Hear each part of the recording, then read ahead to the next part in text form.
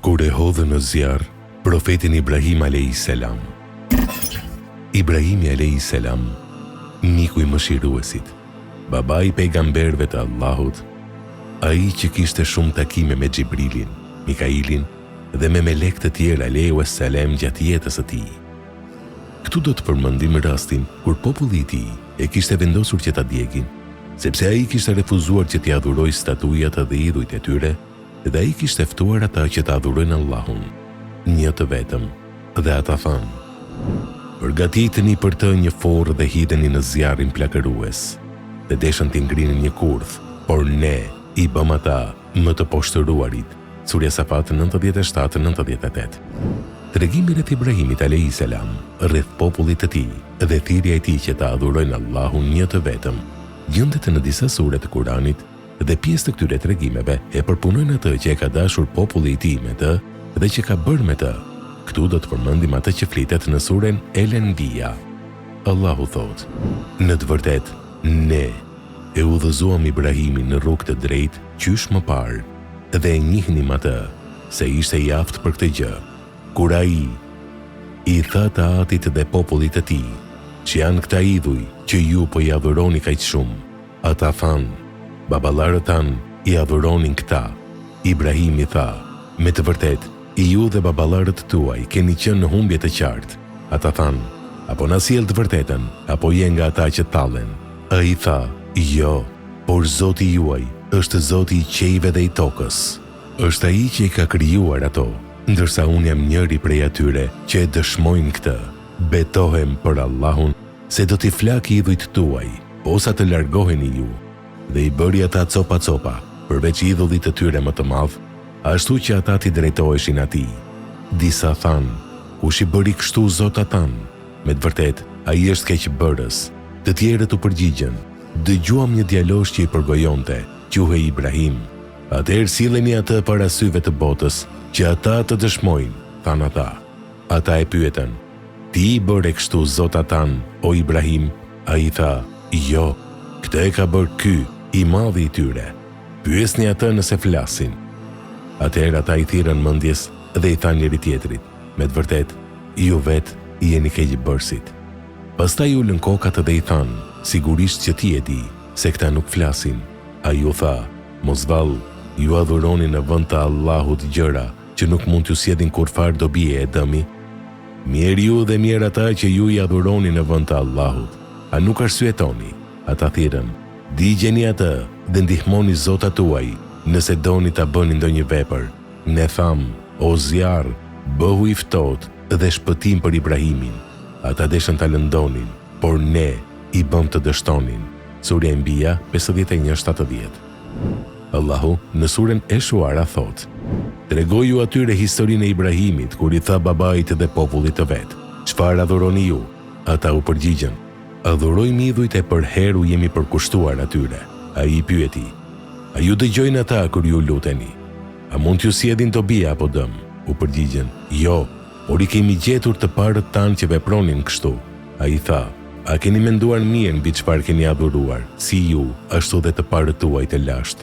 Në të vërtetë, ata janë armiqtë e mi, përveç Zotit të botëve, i cili më ka krijuar dhe më udhëzon në rrugë të drejtë, i cili më ushqen dhe më jep të pi, i cili kur së mure më shëron, i cili do të bëjë që të vdes e pastaj do të më ringjall, dhe i cili shpresoj se do të mi fal gabimet e mia në ditën e gjykimit. O Zoti im, më dhuro dituri dhe më radhit me të mirët." Surja Shuara 69-83.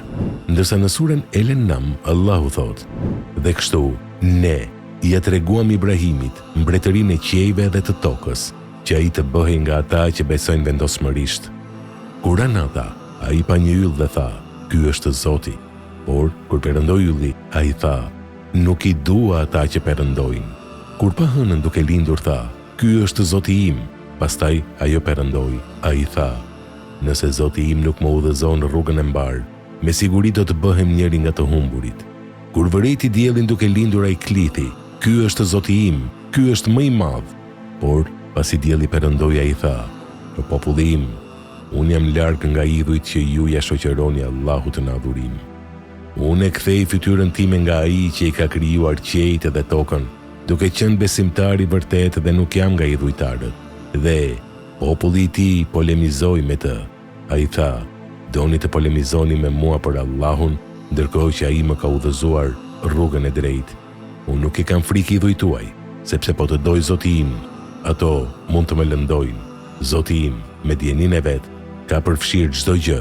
A nuk po mendoni ju? E si të friksohem nga zotat tuaj të rrem, ndërkohë që ju nuk keni frikë të shoqëroni Allahut idhuj, për të cilët ai nuk ju ka zbritur kurfar argumenti? Cili nga ne meriton të jetë i sigurt? Më thoni, nëse njihni të vërtetën.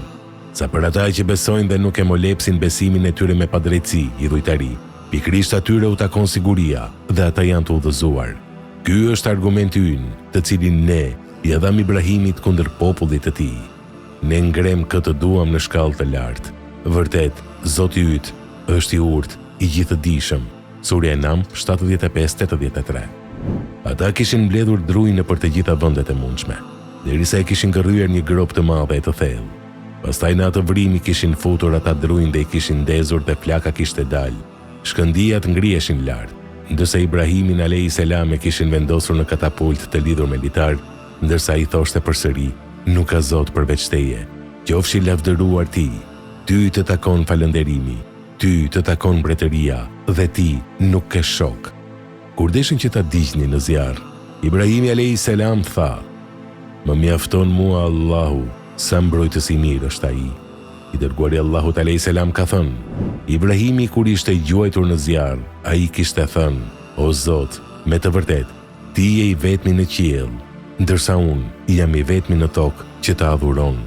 Po ashtu transmetohet prej gjeneratave të para se engjëlli Xhibril u kishte paraqitur Ibrahimit a.s. në ajër dhe i kishte thënë: "O Ibrahim, a ke nevojë për diçka?"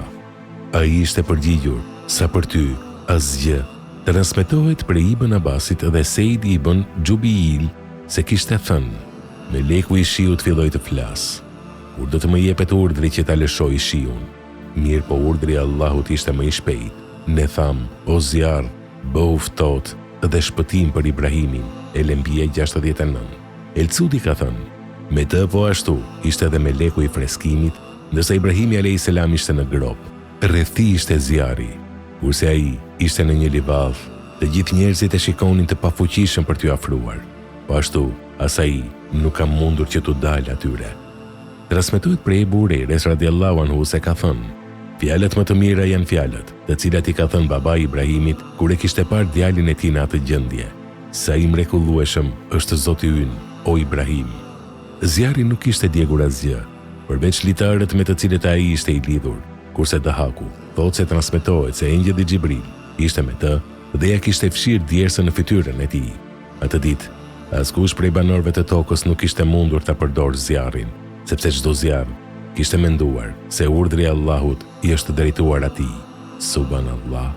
Allahu e falte dhe mëshiroft profetin Ibrahim a.s. dhe në bashkoft me të në xhenetet e tij të larta. Amin.